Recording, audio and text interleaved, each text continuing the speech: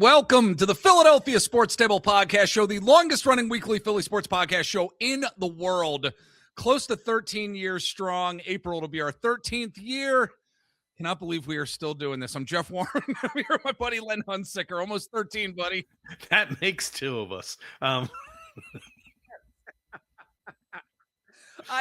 You are still here, man.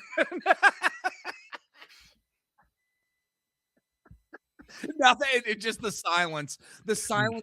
I mean, folks. what can you say? I know. I know. There's the things that we have discussed on this podcast platform over the years, not just in the world of Philly sports, just like in general. Like, we have had a good time. You know what? I think bringing Eric on was a good idea. Oh, because sure. I don't know if you'd still be here if Eric was. Well, here. I mean, you know what I mean? Having the flexibility of like, you know, hey, I can't do it this week. Can you do it? That whole thing. It makes it a million times easier. I remember when we had to have our discussion. I remember when we had to have our co-host discussion, because remember we were at Eric's house that one time and we were like, I remember you were getting a little frustrated, I think, with me, with how serious I was taking the show. And you're like, listen, we need to talk. Yeah. Like, this isn't high level broadcast. You know, let's dial it back a bit. I remember that. And I remember being like, I remember talking to my wife and she's like, yeah, you need to realize this isn't like your full-time job. This is not bringing in all the money.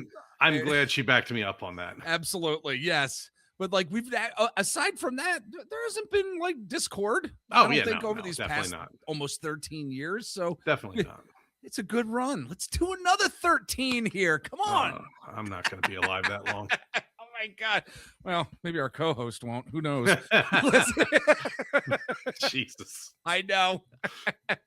He kind of touched on it a little bit. Oh, did he? Okay. I didn't know if he had mentioned it at all. Okay. He touched on it a little bit. He did. Gotcha. So, well, folks, we got a good show. We got a great show actually this week, because we're going to get into some Phillies spring training storylines. I can't believe I'm saying that right now. Baseball is back. Baseball is back, Len. Thank God. I know. Oh yeah, my God. It's been really nice to, you know, when you're freezing up here, to be like, oh, that looks nice. Even if you're not there, it does look nice. Yeah. And to piggyback off of that, we're also going to be diving into some of the decisions that NBC Sports Philly has made. As we all know, they're not bringing back Taryn Hatcher. Mike Schmidt, he's not going to be back either. He's stepping away from the broadcast booth after, I believe, 12 years or so. We just want to give our thoughts on how the broadcasts have been changing in terms of the personalities over the years and really what it means to the overall product. From there, we're going to be diving into some Eagles offseason talk. And then from there, going to get into some Flyers talk as well. Should we be rooting for this Flyers team to get possibly into the playoffs as we have this latter part of the season ahead of us here? Or do we hope that they just bag the season and look for some real top talent in the NHL draft, essentially tank the season? So we're going to dive into that. And then what we're throwing down on the table, we got our good friend Sean Barnard from Fox Sports Phillies, The Gambler. He's from DraftKings as well. He does writing over there, does some writing at Crossing Broad too. We're going to dissect this Philadelphia 76ers team as they have come out of the All-Star break. And what can this team be, really, for the rest of this season? Can they get to the postseason? And there's a bunch of storylines we're going to be getting into. So, Len, let's start off our discussion with baseball. Yes, baseball. It's on our screens. We got to see the Phillies playing down in Florida. Man, it was just like, it was just so nice to see. It really was, because you got Kyle Schwarber hitting some bombs. And also you've got one guy who I mentioned on the show last week, and Justin Crawford, who is doing some interesting stuff thus far. Yeah. Some good defense we've seen from him as well. We've actually seen him batting well out of the gate. There's going to be some ups and downs with him, but it's exciting that we're actually seeing him doing what he's doing so far, in my opinion. Yeah, absolutely. I mean, having the first game, I mean, his first at bat, he comes up and hits a double, and you're just like, okay, I'm, you know, you're trying to not keep yourself from like, you know, rookie of the year, you know, right, anything dumb like that. But then in true Phillies fashion, two batters after him, didn't advance him at all to third. Wow, that's get used to that. Yep, absolutely. I really think he and of course, Andrew Painter, two of the biggest storylines heading into this season. We're already seeing some good stuff from Justin Crawford. And yes, temper expectations, folks. But I think the fact of the matter is he's going to end up being the center fielder for this team. And at the end of the day, while there will be some hiccups here and there in the batter's box, it's exciting to know that the farm system is getting back to some sort of relevancy. And we're seeing that with him. You know, we're seeing that with Painter in some way, shape, or form. Aiden Miller, perhaps as well. I mean, our friend of the pod, Eric Moratelli from thatballsoutofhere.com over at Fansided was on the Table Talk interview show this week. Or I'm sorry, he was on last week. He was on last week and talking about he thinks how Aiden Miller could potentially, you know, he could make things difficult in terms of some decision making for the Phillies front office in terms of what to do at the start of the season. So I just think the farm system is producing now. I mean, it's not like the Dodgers farm system, Well, right? yeah. You know, but the fact is they're producing, and that's a good thing, I think, for this Phillies organization. Oh, absolutely. Yeah. And I think one of the cool things about this spring training is that with the World Baseball Classic coming up, it's going to be a twofold benefit because first of all, you're going to get to see games that matter in starting in early March. So that'll be something cool. It's not just like, okay, here's this team and here's a guy that's going to be the backup outfielder in Lehigh Valley next year, you know, like this year, that's got no hope to make the team. You're going to be seeing a lot of those guys through the course of this spring training, just like you do any spring training, really. Yeah. But you've got those games that matter, you know, national matchups. That'll be cool with all those stars. But then while they're gone, that gives hopefully more opportunity for some of these kids. Hopefully, we do get to see more of Aiden Miller. You know, maybe they move Bohm across the diamond to first base in Bryce Harper's absence, and Aiden Miller gets some reps at third, or they just move some guys around and just try some different things. That would be really cool to see, and just seeing some of those young guys just continue to get reps, continue to get at bats. Guys like even like a little bit further down the prospect list, like Arun Escobar, guys like Dante Nori, people like that you've heard good things about last year. Can they build upon that? And we won't see a lot of it this year because they will be in the minors and those games aren't always televised, but you will at least get a peek this year and you'll be able to see them, and maybe in more so of an extended, run, because like I said, a lot of the big bats might be away at the WBC. Yeah. Another storyline I'm going to be really keeping my eye on, Len, too, is the fact that the Philadelphia Phillies, their biggest free agent acquisition this year, it was actually a guy named Adolis Garcia. And you know what? A lot of people just aren't talking about him because it seems like there's not really that much excitement in terms of like what he might actually give the team. Is he going to be like Whit Merrifield? Some people are saying, yeah, but like, I think it's going to be interesting to watch what he does during spring training, non-tendered at the start of the offseason.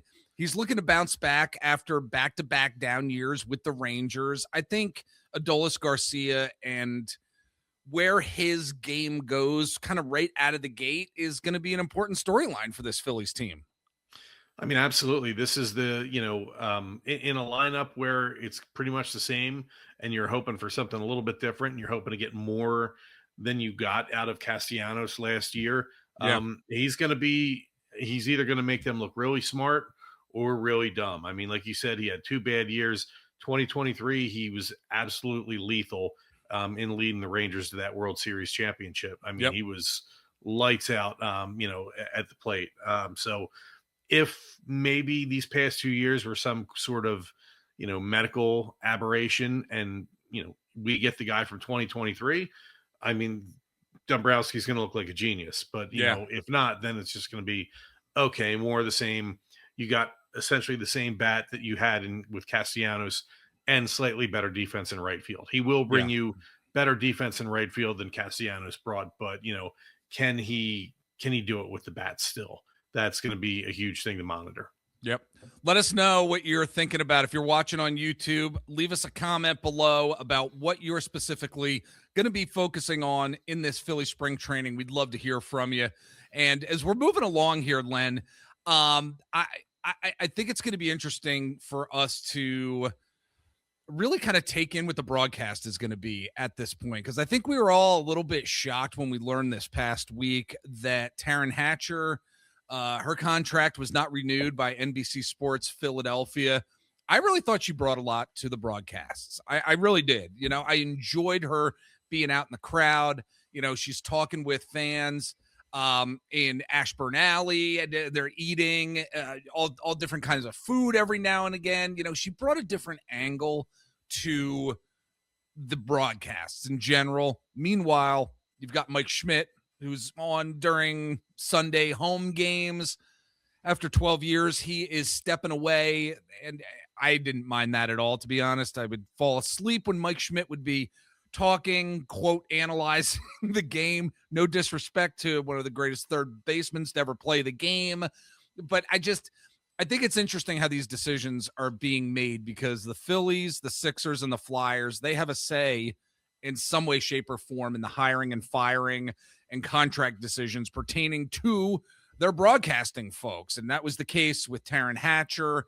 And it's interesting, these type of decisions that are made. I thought Taryn brought a lot to the broadcast, and now she's not going to be there. You know, maybe they're getting away from the quote sideline reporters type of stuff, because there's no more Serena Williams, Katie Emmer. There's no more of these ladies and guys necessarily. Like I miss Murph. You know, I was just going to bring him up in terms of, are you going to see him? You know, I think maybe they're going to do have Jim Salisbury be around. He's coming back. Yes, he is coming back. I think. You know, by and large, like the typical person in the crowd and things like that. It seems like they're going away from that. And I agree with you on both counts. I liked Hatcher. I thought she was personable. Did good stuff with the outside of the game stuff. Like whenever I always enjoyed whenever she'd be talking about a ballpark food item, and she's vegan, so she'd be like, "Oh, I took the chicken out of this sandwich," and they'd kick it back to the booth, and Kruk would start, cracking on vegans. Absolutely, and those two would go back and forth. It was a good dynamic. It added, a little funny thing to the broadcast. Yep. So, I mean, I think that kind of sucks. I mean, but I think she had done something nationally, like in playoffs, like a couple years ago. And I remember thinking to myself, I wonder if this is the beginning of her moving up the ladder from a regional thing to more of a national thing. Yep. Maybe that's something that she has in her back pocket or something. I don't know. I don't know what else she has currently going on, but that maybe, I don't know, who knows, maybe. But and then with Schmidt, I tend to agree with you. Is those lazy Sunday afternoon games and just, I mean, his lazy voice made me want to fall asleep.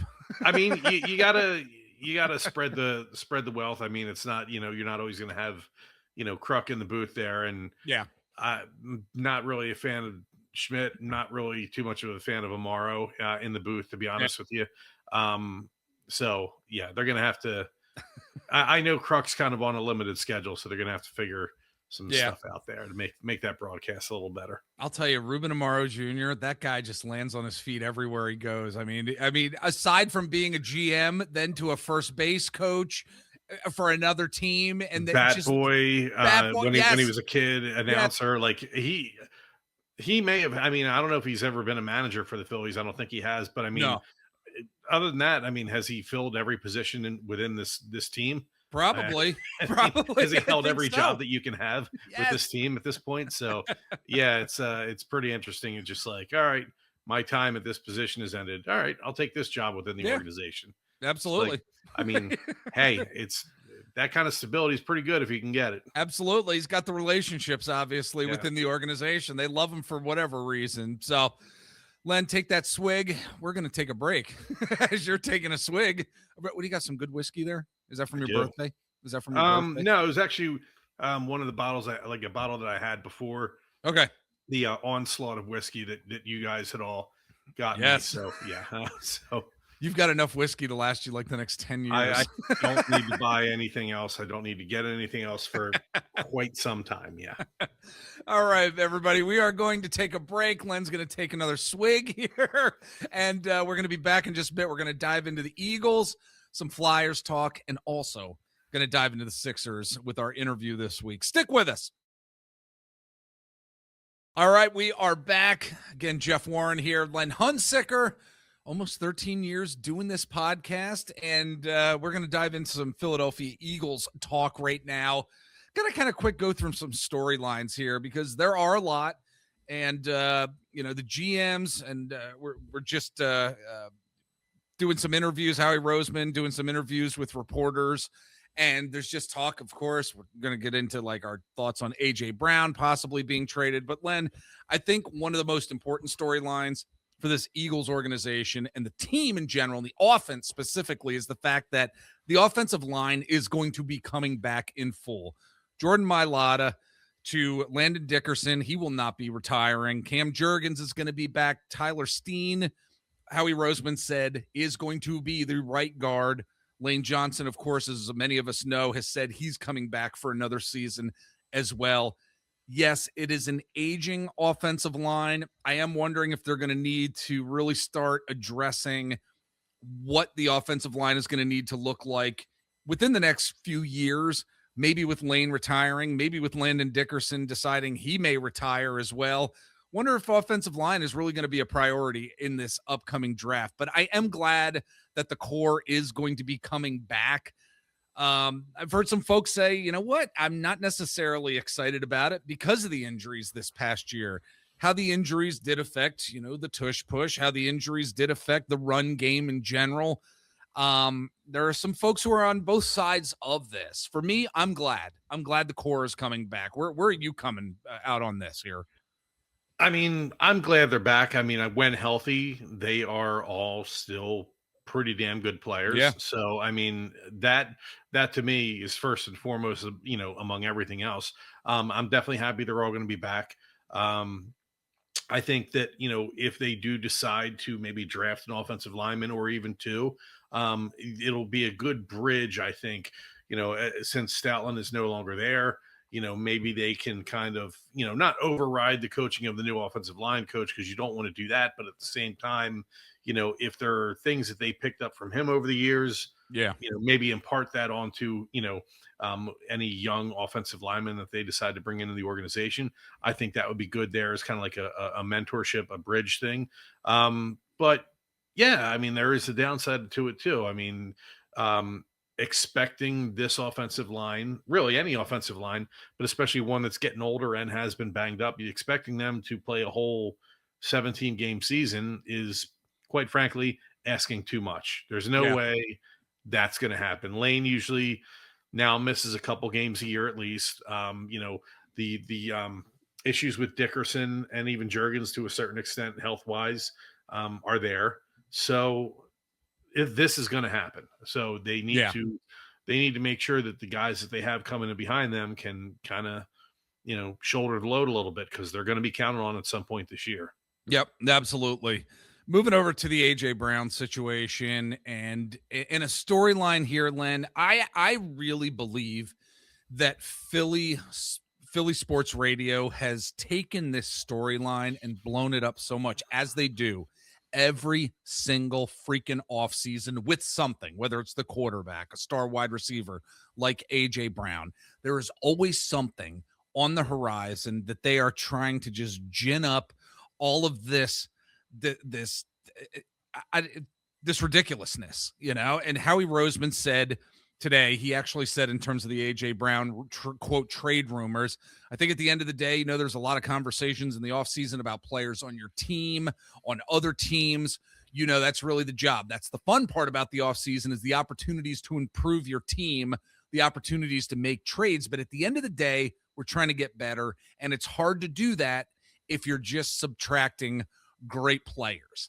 I think that's him basically saying, in so many words, we're of course never going to shut the door on any possible opportunity. But you know what? A.J. Brown is one of the greatest wide receivers in the NFL at this point. It just absolutely boggles my mind. I think AJ Brown is very misunderstood, especially when it comes to mental health. It's been reported on as well by other reporters, just how the guy is very genuine, I believe, and his mental health aspects of his life have been misunderstood. I really don't think the guy's like a jerk or anything like that, or wants to create discord in the locker room or on the sidelines necessarily. Maybe I'm defending him a little bit too much. Maybe that's what I want to believe. Not wanting to lose one of the best wide receivers. But I agree, because I've seen like clips of him, just on whatever, online, and just him interacting with people in a supermarket, or just doing stuff or whatever, and just like he comes across as a very, very likable guy. So it's just like, it doesn't square with the guy that's causing a problem in the locker room week in and week out, which I don't believe. I mean, do I think he, protested he doesn't get the ball enough? Yeah, and so does every wide receiver that, of the past 40 years, probably. Exactly. So, I mean, and should he have, I mean, I'll come back to that. You complain about not getting the ball. Should he have made that catch towards the end of that 49ers game in the playoffs? Absolutely. Yeah. That is a drop that cannot happen. So, yeah, I mean, I'll definitely, rake him against the coals for that. But, I mean, by and large, do I want him back on the team? Yeah, because unless – and that's why, I mean, I get Roseman saying what he's saying, because you need to keep your ears open. Maybe somebody comes with something that you can't ignore. And if that's the case, cool. But don't get rid of the guy for the sake of getting rid of him. I mean, he's too good a player for that. Yep, absolutely. You need all the weapons you can get. I don't get the stuff that that comes out about, oh, we got to get rid of this guy. Like you said, the media, the sports talk radio, which it just, I don't know. I have my own thing where it's like you see people in life, and then there's somebody that they just can't let go of or whatever, and it's just like, man, don't you realize what a parasite this person is? Yeah. And that's how I feel about sports talk radio. Like, don't all you people, and I know they're just trying to gin up ratings for themselves and make a buck, but like, you guys every day that listen to this shit, don't you realize these guys are parasites? Exactly. And they're just coming up with the goofiest stuff that they can possibly come up with just to get you torqued up and listen, and you fall for it every single day. Yep. And every time. Like, when are you guys going to wake up? Exactly. When are you going to learn? Yeah.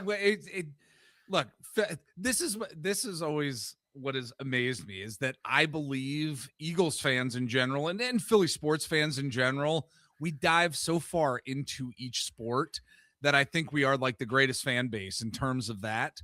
Like, actual smart fans who know and understand the sport that they're watching.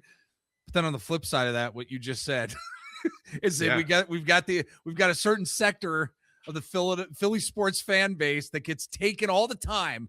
By WIP. I've heard, and that's the thing. There are some very smart people within the fan base, but I've heard some people that love the teams say certain things, and I've just been like, you graduated high school, huh? Yeah. Okay. Like, yes, absolutely. Look, before we move on, another Eagles storyline that we wanted to touch on. Howie Roseman has said that Cooper DeJean is staying in the slot in the future, and that they're going to be looking to acquire a cornerback opposite of Quinyon Mitchell. And it leads me to believe that it's really difficult in the NFL draft, Len, for teams to get lucky in terms of having a starter right out of the gate that they draft. The Eagles actually were able to do it. And in my opinion, just completely lucked out with Quinyon Mitchell and subsequently getting Cooper DeJean in the second round a couple drafts ago. I mean, it's just amazing how that worked. I don't necessarily know if that's going to work again, because it just doesn't happen in the NFL, where you draft a cornerback in the first round and all of a sudden they're dominant and they're understanding the game. It's the hardest position in the NFL to get acclimated to when you leave college. I think the Eagles are going to end up making a trade for a cornerback that is going to be on the market. I'm sure Howie Roseman's already making phone calls to see who this, because it doesn't seem like it's going to be a Dory Jackson. I'm fine with that. But I think everybody is. Yeah. So I think it's going to be interesting to see who that's going to be, and whether they give up a second round pick, a third round pick for whoever Howie is going to bring in. I think that cornerback opposite side of Quinyon Mitchell is going to end up happening, and we're going to acquire, or they're going to acquire that particular guy via trade, either draft day or before. I was going to ask you when you had brought up the topic if you had thought maybe that's where they were going to go with first round pick. I know obviously we're going to get way into draft stuff over the next couple of months here, but if that was like something that you thought they might do to try to, catch lightning in a bottle twice, but you think they're going to go more of the trade route. Yeah, I do, because I think what they want to do is they've seen success, and NFL teams have seen success with just building in the trenches anymore. I mean, Super Bowl winning teams, that's where the success really is at. Yeah, Sam Darnold was the quarterback who ended up winning this past Super Bowl, but man, the dominant trenches on defense, the offensive line for the Seattle Seahawks. I mean, those are the guys who really ended up winning the game. It happened for the Eagles when they won the Super Bowl 2 seasons ago as well. I think Howie's going to want to shore up the defensive line, get that next dominant pass rusher in there, because who knows what's going to happen with Jalix Hunt and Nolan Smith in terms of their contracts in the future. It's not like they're necessarily the dominant type of pass rushers that we were hoping for at this point. Yeah. Yeah. So, I mean, they're good. They're good rotational guys. I mean, guys that you can, if you're going to throw, pass rushers in waves at a team, on, switch it out first down, second down, third down. Yeah. I mean, they're good for that, but yeah, they're not, those guys aren't going to get you 11, 12 sacks a year. Right. Exactly. So I think that Eagles first round pick is likely going to be a trenches person. I could be completely wrong. Look, I didn't think Sean Mannion was going to be hired by this team. I saw a mock draft. It was on ESPN the other day, and it had them going after Oregon's tight end, Sadiq. I don't know if Goddard doesn't come back. Who knows what's going to happen? Look, I mean, Howie Roseman hardly ever. What was Lito Shepherd, the last cornerback that was taken in the first round until Quinyon Mitchell? Mitchell, yeah, I believe so. And then he took 2 in a row. So who the hell knows what's going to happen? But I do think a cornerback is inevitably going to be acquired through some sort of trade. That's what I think is going to happen at the end of the day. So that's my thoughts there on the Eagles. Why don't we head into some Flyers talk here? Because, as we're assessing this team and just how crappy it really has been. I mean, we've been brought back down to reality. And of course, injuries have been plaguing the team in terms of where they might have been able to go during the 2025-2026 season. So our question here is, at the end of February, as we're heading into March, should we be rooting for the Flyers to get into the playoffs, or do we hope that they just bag the season and look for some real top talent in the NHL draft? And as much of an optimist as I am, Len, I'm thinking the latter at this point. I really am, because I just think they have some good players on this team, but they need to get some greater players on this team. They really do, man. Yeah. And hey, if you've listened to this show over the past 2 years, you already know what I'm going to say. Yeah, I know. And honestly, I'm not even saying tank, because I don't think they have to, because they're just not talented enough to hang. No. I genuinely believe that. I don't think you need to start sitting, Travis Konechny games here and there, and do the whole NBA, Utah Jazz thing where you're sitting guys because, you want to get the top pick in the draft or whatever. I was looking at Tankathon, and I was looking at teams that were higher than them in the order, and just thinking, they're a better team than that. They should jump ahead of the Flyers. That team's like, the Panthers are have a higher pick than the Flyers. They're better than that. They'll jump ahead of them. LA Kings, they should jump ahead of the Flyers. So I'm like, in my head, I'm already trying to do that math of like, who's gonna just be better than the Flyers, and bump ahead to another pick. So I do think that's naturally going to happen. I don't think I have to sit here and root for them to tank, because I mean, I don't know. If you're hoping for a playoff run, I don't know what you expect in terms of long-term growth of this team. They just don't have the talent. It's not there. I think what you're talking about, the reality is the reality in front of us. And before the Olympic break, Len, I did have that hope. That, maybe Tyson Forrester is able to come back, and with him being back, just being able to make some sort of quote run.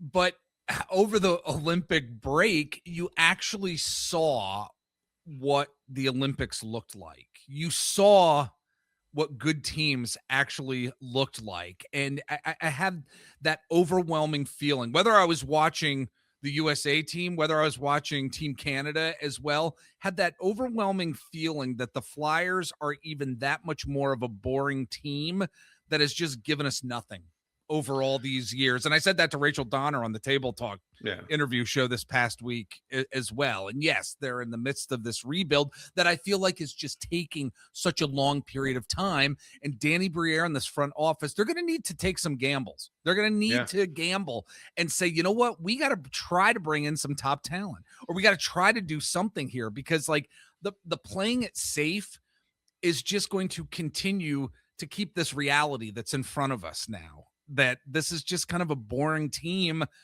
that doesn't have all the talent in the world that they need to get to that next level. So when is the rebuild really go? When's that light switch aspect of this rebuild going to happen? And I'm like, after watching the Olympic hockey, I was like, oh man, this team is and really that's the thing. The Olympics, I mean, that's tough because that's, those are all-star teams, like they are USA and Canada. Yeah. But you can watch the NHL on any given night, and you can watch the Flyers, and then you can flip over and you can watch the Avalanche or the Lightning or the Golden Knights or any of those teams or the Dallas Stars and be like, oh, that's what it's supposed to look like. Yes. I mean, all you have to do is watch another NHL broadcast, and chances are you're going to see a team that makes you go, oh man, I wish my team looked like that. Because there's just so many better teams than the Flyers and more exciting and more fun teams to watch than the Flyers. And that's not to say there's nothing to watch for. I mean, we've got the whole, Michkov thing, okay, he's had a couple weeks to, maybe get in the shape that Rick Tocchet wants him in. And maybe this break, Tocchet was off with Team Canada. Maybe there's a reset there that happens and within their relationship. Rasmus Ristolainen kind of played himself back into being seen as a valuable cog. Is he a trade deadline guy? Is Owen Tippett a trade deadline guy? Yeah. Might they trade some guys at the trade deadline? I don't know. But I mean, there are definitely things to watch for this year with the Flyers. Hey, once the college season ends, does Porter Martone really have much else to do at Michigan State? Yeah. Maybe he comes on for the last couple games with the Flyers and we can get a look at him. So I'm not saying, oh, I'm not going to watch the Flyers, because there's plenty to watch for. But yeah, if you're rooting for this team to make a playoff spot, you're just rooting to kick the can down the road, because you're not going to acquire talent that way. Absolutely. And that's where we need to be at right now. Like, I'm done with the hope at this point. Like, I'm just done with it. Yeah. Their absolute positive ceiling, if everything breaks right, is first round exit with the people they have on this team now. And that is the best you're ever going to get with the talent that's on this team right now. Yep, absolutely. All right, buddy, I'm going to let you go. We're going to go to break. Excuse me. And I guess, do you have any final thoughts here before I get into some Sixers talk with our friend Sean Barnard? No, I do not. No. All right. Good deal. Keep sipping away at that bourbon. Keep enjoying yourself there. I will. On this late Wednesday night. I got to get some sleep here. I've been running myself ragged. Yeah. I got stuff going on in life. As we all do. You're pretty busy, but I'm going to go see if there's a West Coast game on somewhere, and I'll watch that. All right. Very good. All right, folks, we are going to take a break. And when we get back, we got a lot of Sixers talk to get into with one of our favorite guests, Sean Barnard. And we're going to take a break, like I said, right now. We'll be back in just a bit. And joining us to dive into the Philadelphia 76ers, some NBA talk as well. We absolutely love having him on the podcast from No worries. No worries. Fox Phillies Sports The Gambler. Let me do this over. No worries. Okay. Do you want me to promo anything else besides Fox Philly? You're still over DraftKings, right? Yeah. DraftKings, Crossing Broad doing that, and Pick Crossing Swap. Broad, So too. still running and gunning all over the place. Okay. But whatever's easiest for you. Sounds good. Let me start that again. Jesus.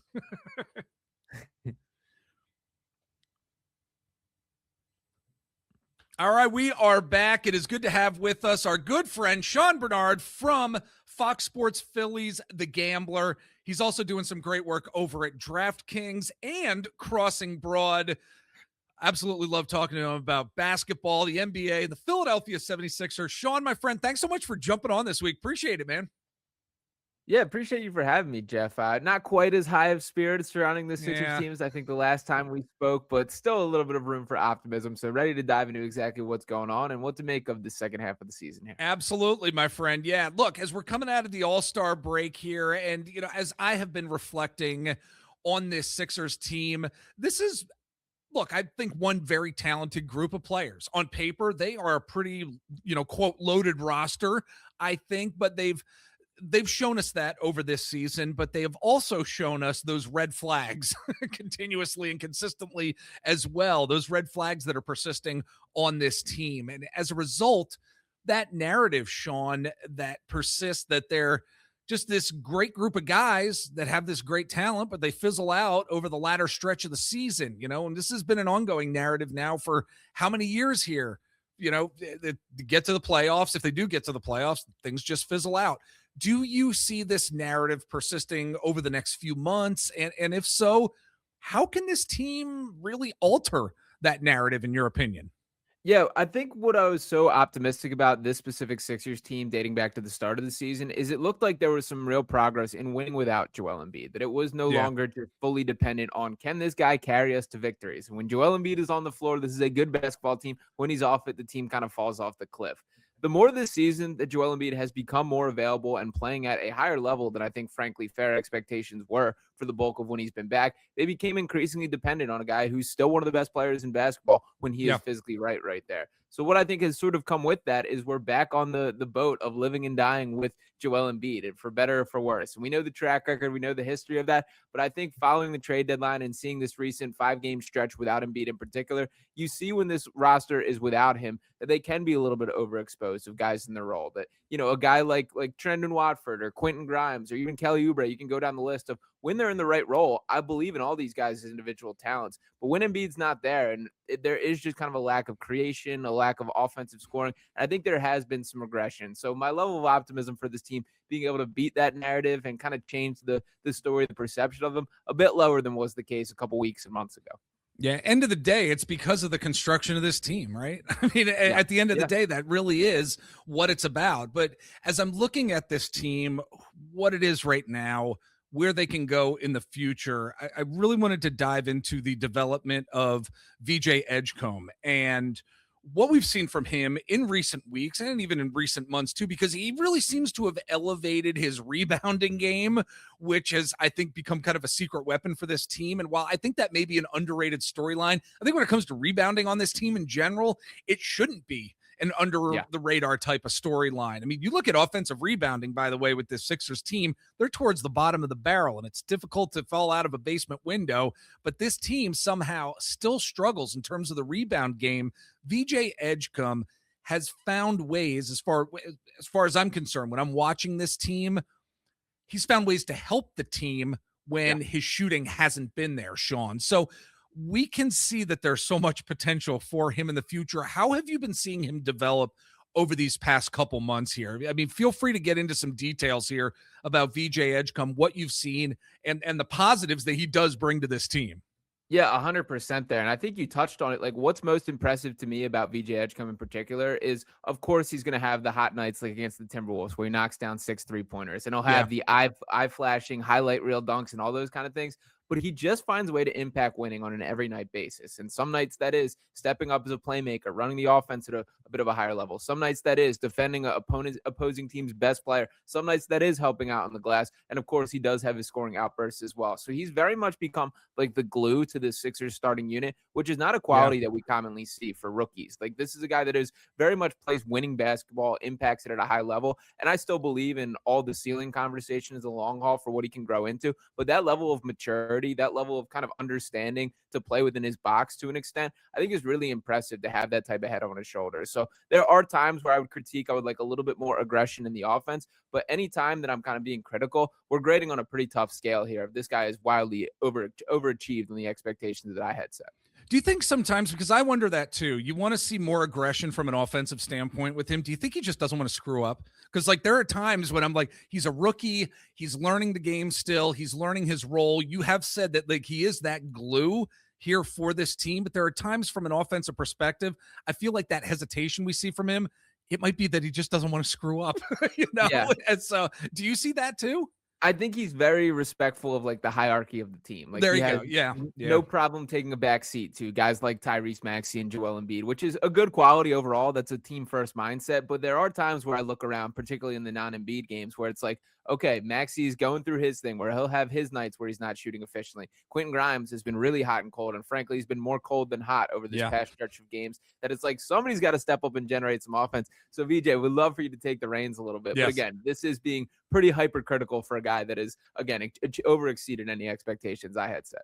Absolutely. And a guy who over these years who has really exceeded the expectations game and who we can point to as saying, yeah, this guy's going to be the foundation of this 76ers team moving forward is Tyrese Maxey. I mean, definitely the savior of this team in so many ways. And yes, you and I, Sean, we have talked about him a number of times when you've been on the show here, but his averaging of 29 points per game, the fact that he was an all-star and I think can be really considered an NBA superstar at this point really goes to show how critical he's going to be in the future for this team and organization from a short-term perspective, from a long-term perspective. So much weight of who the Philadelphia 76ers are on his shoulders. Yeah. And while we are all certainly disappointed after the trade deadline for a number of reasons, the McCain trade, no real bench depth was added.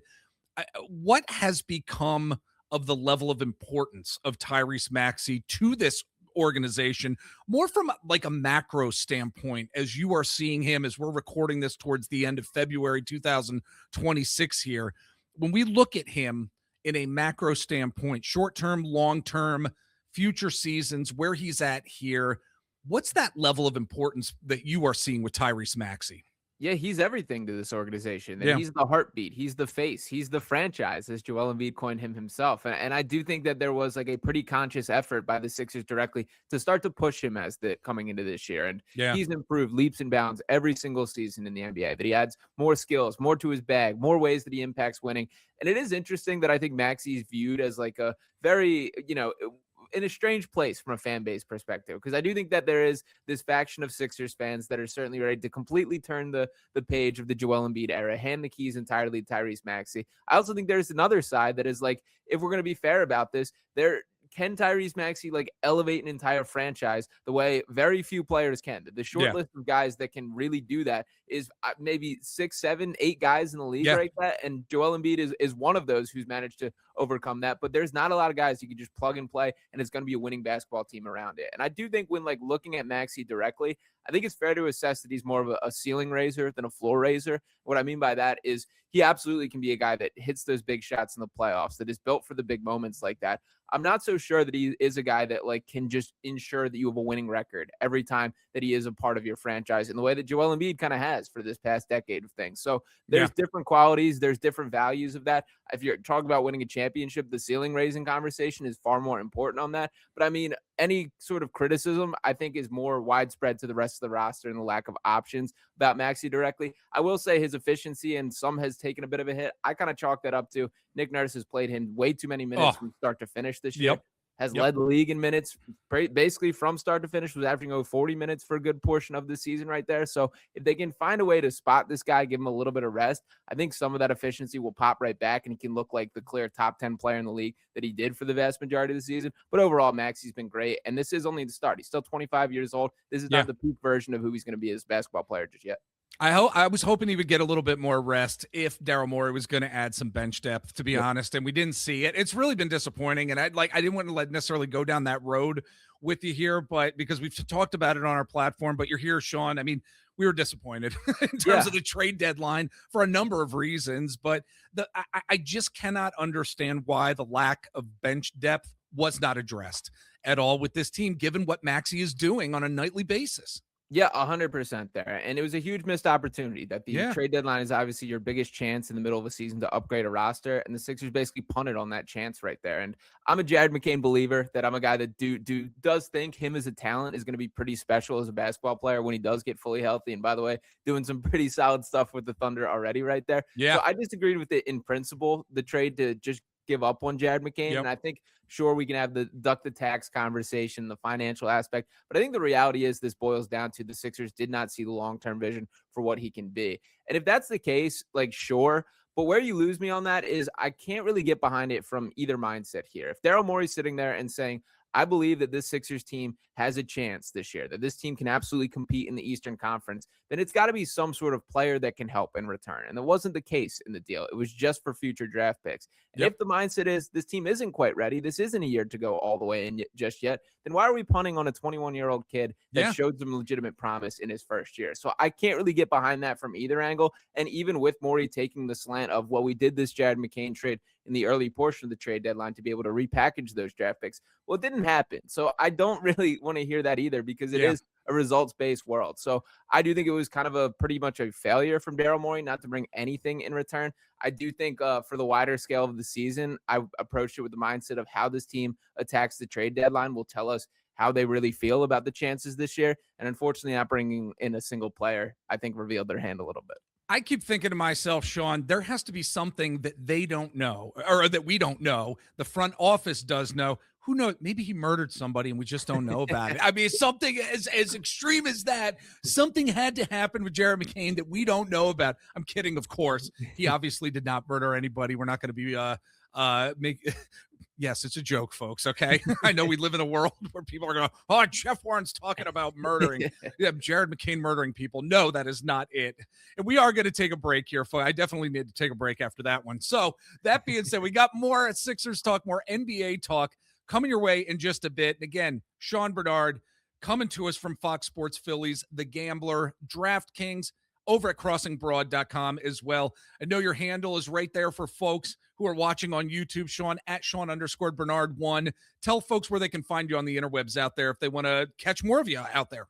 Yeah, you can follow me on Twitter, on the X app, at Sean_Bernard1. You can read all of my written work over on DraftKings Network as well as Crossing Broad, and always churning out some podcasts. We've been doing post-game shows for every Sixers game for the rest of the season and a little bit of a partnership with 97.5 The Fanatic. So you can find me a little bit everywhere. Check out Pick Swap Media as well. So churning out content in as many places as I can.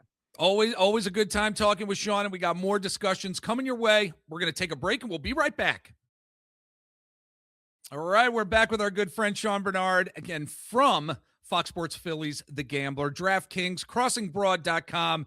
He's on the radio as well, folks. I mean, he is absolutely everywhere. And we want to dive into now one of our longtime segments that we're bringing back right now. It is our Up or Down segment.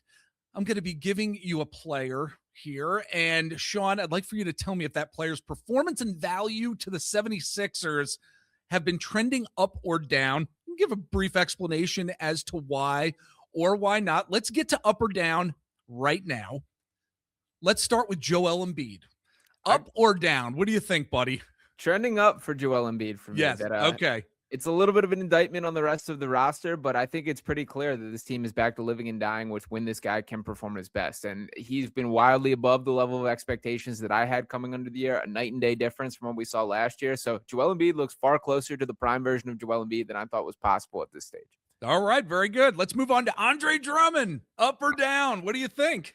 I'll say trending up for Andre Drummond as well. That's my thought too. Yep. Yeah, I had the fear coming into this year that he was going to be, a bit of the completely washed up corpse of Andre Drummond, and that really hasn't been the case. That he's given him some good minutes, and they do have an interesting dynamic with kind of the Adembona Andre Drummond 1-2 punch, depending on the matchup there. But Drummond, he still has his flaws as a basketball player, no doubt. But for what they need him to be, I think he's been pretty effective this year. All right, what about Kelly Oubre Jr.?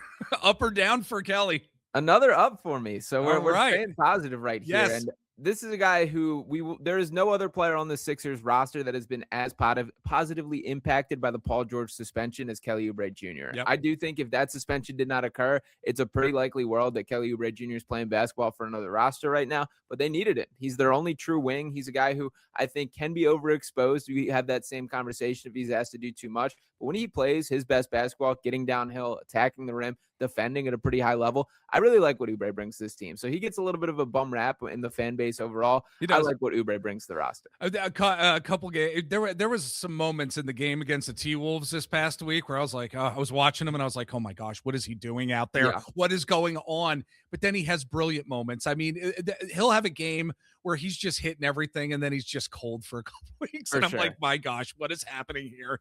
And that leads us to our next guy here on Up or Down, Quentin Grimes. Trending up or down, my friend?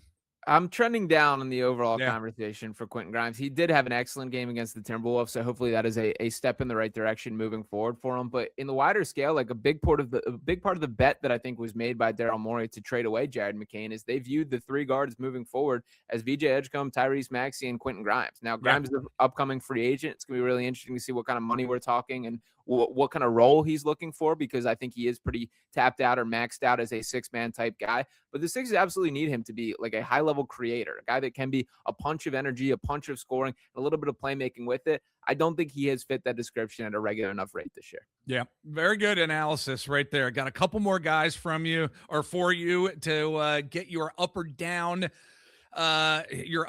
thoughts here. Adembona, up or down? That one's right on the 50-50 line for me. Yeah. I'll give him up because I do think the last couple games he's been pretty effective there. He's a guy where they're similar to Kelly Oubre to an extent. There's games where you absolutely see it pops, and when he is locked in and on, his timing's correct. He's everything that you want in a backup center as far as he's going to catch lobs, he's going to block shots, his athleticism certainly pops off the screen. But there are times where he's just committing dumb fouls on the perimeter and doing too much on the floor, too hyperactive out there. So there's enough to keep working with, to keep believing in, but he hasn't quite taken the exact steps that I've hoped to really claim that backup center role this year. Last but finally not least, Trendon Watford. What do you think? Up or down? Yeah, this one's definitely a down for me. And this bums me out because I had high hopes for Trendon Watford coming into the Sixers team. And I think what we've sort of found out throughout this season is that the idea of Trendon Watford is a lot better than the actuality of Trendon Watford. That it's great that he can be a big man that can get a board, go coast to coast, and play make. And I do think he's a pretty excellent player when playing in transition. But when you do get into the half court, there's some real limitations that get put on display. He's still not confident as a shooter. He is a guy that teams tend to give a little ghost defense to and essentially go 4-on-5 on that side of the floor. He's a good playmaker. He's an interesting skill set as a player, but Nick Nurse has kind of reduced him his role and almost taken him out of the rotation of late. And I think that is unfortunately here to stay. All right. That was our up or down segment, folks. Always enjoyable. All right. As we're moving along, now we're going to get in some NBA talk overall. And, look, we're all watching as the East is really taking shape here after the All-Star break. These next couple months going to be really key for the Sixers, for a lot of other teams jockeying for position. And Sean, I'd just like to know, your thoughts on who do you think could actually be a surprise team in the Eastern Conference for the remainder of the season, because we see it every year. I mean, there's always a team or two that say, man, they just creep in. They just creep in, and we're like, wow, man, this team has really surprised us. Do you have a team or two that you're looking at right now as a possible surprise? Yeah, to answer it in kind of two parts here, as far as a team that I don't think many people expected coming into the season, I think they absolutely have to be viewed as contenders to win the East, is the Boston Celtics are legit. Jaylen Brown has taken that next leap. Yeah. He is absolutely in that MVP conversation. Jason Tatum sounds like it's going to return in the pretty near future. Trade for Nikola Vucevic at the trade deadline. This team just fights and scraps every single night. They're second in the East, and I think they're here to stay. So that's a team that I absolutely think has a chance from the postseason perspective. They've done it before. before. It's not that long ago that this team just won a championship with a lot of the same core in place. So I give the Celtics a chance. And then looking down the conference a little bit, the Charlotte Hornets, I'm buying what they're selling, man. When that team is fully healthy and at its complete core there with Knipple, with Brandon Miller, LaMelo Ball playing a lot more basketball that is, translates to winning, which has not been the case throughout the entirety of his career. I love what this team looks like when everything is right. So there's a youthful energy over there and just a really solid roster. They play connective. They play hard. I think the Hornets are a team that will be a bit frightening in a playoff series for a lot of rosters. It's a very interesting team to follow for sure. There's a lot of interesting teams in the East, folks, to follow at this point. And as we end the discussion here, Sean, before I let you go, buddy, I think it's an interesting storyline that's gaining more and more steam with how the NBA might be dealing with tanking in the future here. I really get tired of this talk in just about every single sport because teams are strategic. They figure out what they want to do or need to do in order to put their franchises and their teams in a good position for the future. Teams want to look to the future and put themselves in the best possible position. And at the end of the day, they want to acquire top picks in their drafts. So, I mean, this has become yet another main topic in the NBA now, and it really does have some steam to make, I think, some real substantive changes through the NBA front offices. Adam Silver's been talking about this. First, do you think we're going to see some changes this year to divert teams from tanking, or is this just lip service from Adam Silver at this point, who's really been known to want and have good relationships with both owners and the players union here? What are your thoughts here? Yeah, I'll start by saying that I think how large of a problem tanking is far less significant than the amount of conversation is about it. But with that being said, like the league is absolutely taking it serious. That I do think there will be some sort of rules put in place, some sort of action to kind of change the outlook of things. I think every solution that I've seen floated out there has like unintended negative consequences for what like the league will look like moving forward. Stuff like, not being able to be in the top 5 drafting in consecutive years. Well, okay, then what happens with the draft order where all of a sudden you're sliding teams down, even though they have a better record and all that kind of thing? So, and same thing with like the draft pick protections. Like I hear you, but I don't really think that's as correlated as the level of tanking that people are giving it credit. And I think especially a sport like basketball where one player can make such a difference. That if you get a Cooper Flagg or a Victor Wembanyama, even VJ Edgecombe here, think about how much that changes. I know. Decade of this franchise, like teams are going to continue to find their ways. So I think there will be some sort of change made by the league as maybe just kind of a gesture to we're taking steps to actively fix things. But largely, I think the concerns about tanking have been very overblown. Yeah, all right, very good. And we're gonna continue talking about this topic, of course, on this podcast platform. I know you're gonna be talking about it, my friend, likely on Fox Sports Philly's The Gambler, folks. That's where you can hear Sean and some great co-hosts over on that radio station. The radio station. I actually said that phrase. Can you believe it? Somebody should slap me in the face. There should be an actual like fist that comes out right over here and hits me after saying radio station. Anyway, Sean Barnard, folks, again, DraftKings, CrossingBroad.com, and Fox Sports Philly's The Gambler. Always love talking to you, my friend. Seriously, I enjoy our conversations all the time. Come back, join us down the road. I'd love to have you on the show again, my friend. Absolutely. Appreciate it, Jeff. Always a pleasure, and would love to talk again soon.